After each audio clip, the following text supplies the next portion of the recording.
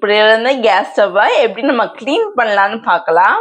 Welcome to SD family blog. So இன்னைக்கு வந்து இந்த கேஸ் ஸ்டவ் எப்படி க்ளீன் பண்ணுறது, நம்ம வீட்டில் இருக்க பொருள் வச்சு எப்படி நம்ம க்ளீன் பண்ணலாம், கொலின் எப்படி தயாரிக்கலான்னு. ஸோ இந்த 10 ரூபாய் இந்த லிக்விட், இந்த சோப் லிக்விட் வாங்கிக்கோங்க.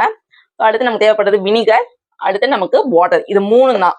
ஸோ இது வந்து நீங்க எதை க்ளீன் பண்ணாலும் யூஸ் பண்ணலாம். வெறும் கேஸ் ஸ்டவ் மட்டும் இல்லை, வீடு சுத்தம் பண்ண கிளாஸ் எதுனாலும் க்ளீன் பண்ணலாம். ஸோ எப்படி பண்ணலான்னு பார்க்கலாமா? ஸோ ஃபர்ஸ்ட் இது வந்து ஆஃப் மட்டும் கலக்கிக்கோங்க.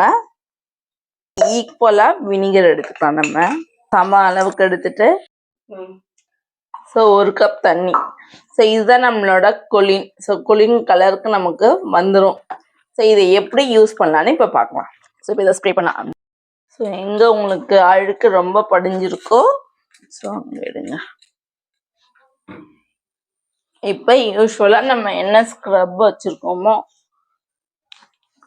ஸோ யூஸ்வலாக நம்ம என்ன ஸ்க்ரப் வச்சுருக்கோமோ அதுலேயும் கொஞ்சம் ஸ்ப்ரே பண்ணிவிட்டு, ஸோ ஜஸ்ட் இங்கே பாருங்கள் எவ்வளோ அழகாக சுத்தம் போகும்.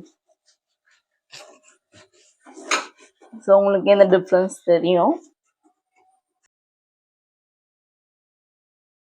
இதான் ஃபைனல் அவுட்புட். எப்படி இருக்குன்னு பார்த்து கமெண்ட் பண்ணுங்கள்.